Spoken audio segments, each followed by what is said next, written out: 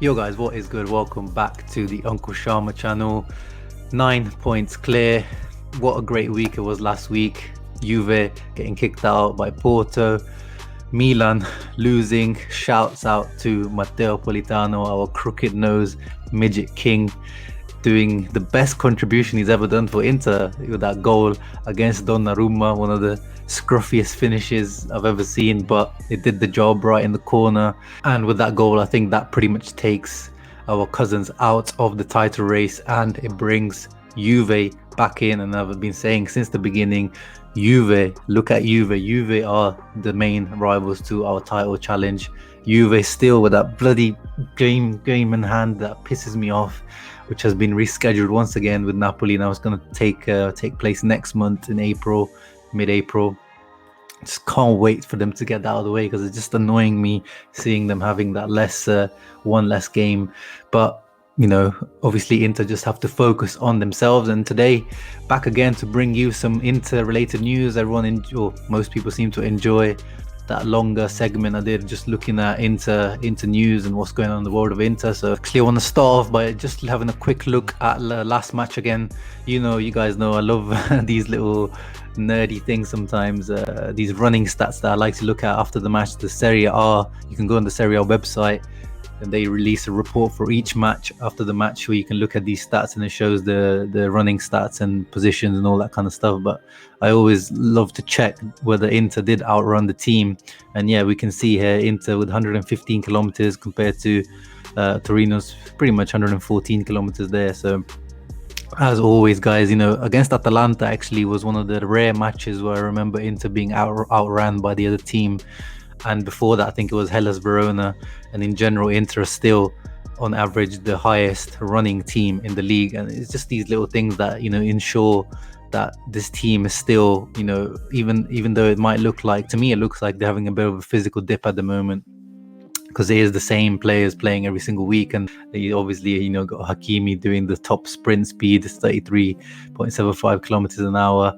And yeah, Barella actually outrunning Brozovic when they both had the 90 minutes, right? Or did Brozovic get subbed off at one point? I can't remember. But still, Barella, Brozovic, they're always the two at the top, competing with each other for the top running stats. But moving on to some important news, actually. As always, I'm using sempreinter.com. The Sunday's fixture against Torino. He had some flu-like symptoms, was tested, and it's turned out that he's positive. The positive thing is that everyone else also took the test in the team, for much needed reassurance. Obviously, when some of these things happen, and everyone else's tests have come back negative, quite luckily, because apparently, he didn't have any contact with the guys since after the match when he started feeling bad. Obviously, he's going to continue to follow the Serie A protocols, distance himself, self-isolation. Nobody else has tested positive. The situation will remain under observation ahead of Saturday's match against Sassuolo. It remains to be seen whether D'Ambrosio's positive test could have any impact on Inter's players who have been called up for international duty. So yeah, we need to keep an eye out for the other players who haven't tested positive yet, but we know the incubation period for this virus is it up to 2 weeks or something like that? So yeah, you never know when it could pop up. So the players will continue being tested. They will be tested 24 hours before the Sassuolo match as well.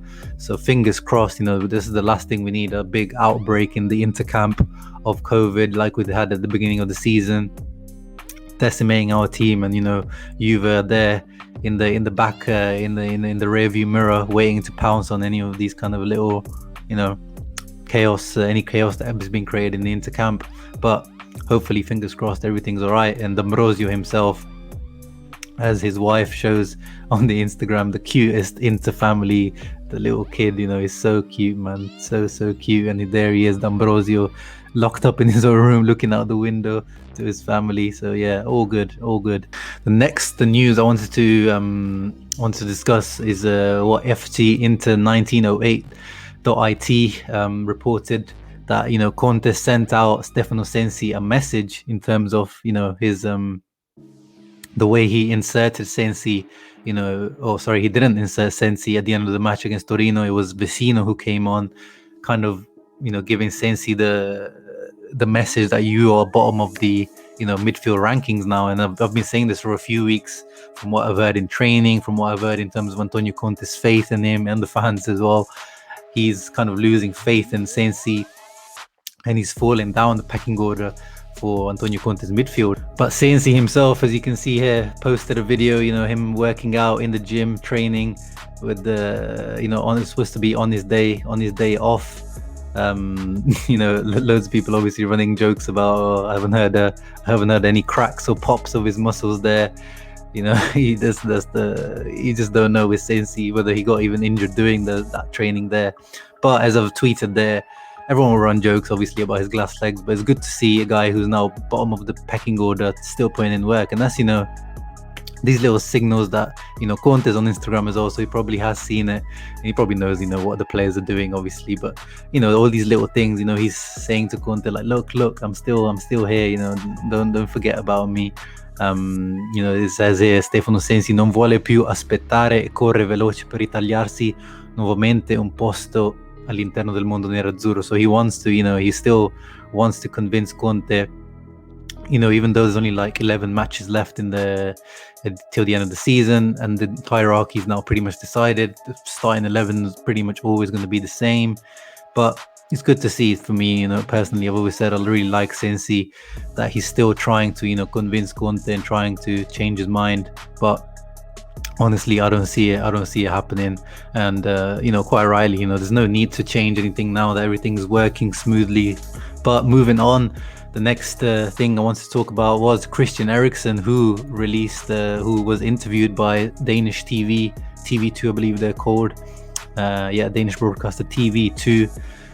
Is interesting finally, speaking about his time at Inter and, how he had to, work hard to convince Conte. And let's go through some of his quotes here. My first year at Inter was the hardest and most demanding year. It's been up and down, but first of all, I feel like I'm in a great period of recovery. And I think that we all know it was a very hard year. We've all talked about a bit too much of Eriksen, probably even in the media in Italy and everywhere else, because obviously he was such a famous player, world-class player coming from Tottenham with a big reputation. It was hard to escape the lack of playing time he was getting, and he admitted that he was full of thoughts as the January transfer window approached, but wanted to clarify he was never desperate to leave Inter. When I say this, it's not as if I wanted to escape or anything. I really want to fight for my place in the team, and that's really, really great to hear. And you can see in the end it paid off. I'm sure that if my chance came, I would probably try to take it, and I feel like I have. Yeah, you definitely have, bro. You definitely have taken that chance with both your hands. And he went on to discuss how difficult it was for him to not be playing regularly like before. It was mentally difficult. I came to play football when you can't. It's annoying. Off the pitch, it was absolutely fantastic. Milan is a beautiful city and my family is fine. It was only the pitch where something was missing. Being an Inter player has always been nice, but obviously the best moments when you're able to play a little bit more. It's really amazing being an Inter player. I did very well to isolate myself, stay concentrated. Eriksen spoke on what he did while he was out of Conte's side. For an incredible number of days after training and matches, I trained more. And this is something that I said to you guys on this channel a few weeks ago, that I've heard of Eriksen staying behind in training, on free kicks, on other things, just working hard and making sure that he's working on things that Conte wants him to work on. Took free kick shots on goal, and obviously that goal against AC Milan was the turning point. I was a bit lucky, obviously, being a bit humble there. The turning point started with the goal against AC. People started looking at me different, and after that I really improved from match to match. It's all mental, as we've always been saying with him. He needed that kick of confidence from that goal. In conclusion, Eriksen admitted he feels that he has a lot more to give and prove. Obviously there are still a lot of things to improve. He still hasn't scored or assisted in the league for us yet, or in open play in general. I really live it day by day, and we'll have to see how it goes in the future. But great to hear from Eriksen. And then he also talked about how Simon Kjaer, the Milan centre-back, also helped him. He's he's the captain of the Danish national team. He's known him for pretty much his whole career. He plays in the wrong club, gioca nel club sbagliato.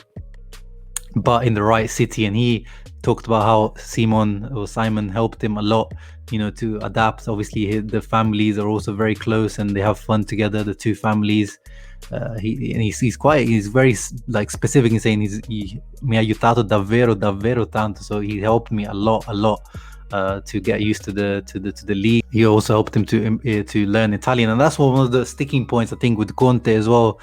And he's admitted here that maybe he should have learned Italian a bit quicker as well, because he says, to be sincere, I didn't study Italian that intensely.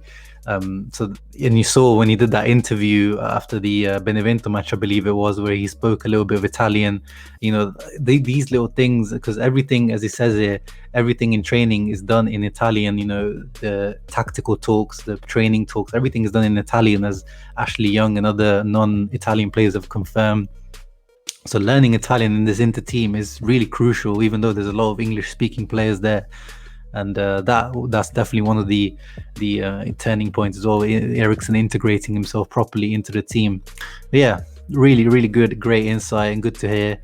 And hoping to see even more improvement from Eriksen. Sticking to the midfield topic, Arturo Vidal is on his way back after surgery. It's a minor surgery, so he's only going to be out for like a month or so. But you can see him here already smiling back on. Putting his emojis. Everyone always makes fun of him for using these emojis like a little kid, but he seems to be like a big kid anyway. But yeah, we need King Arturo back. We don't want to. Watching Gagliardini was painful against Torino.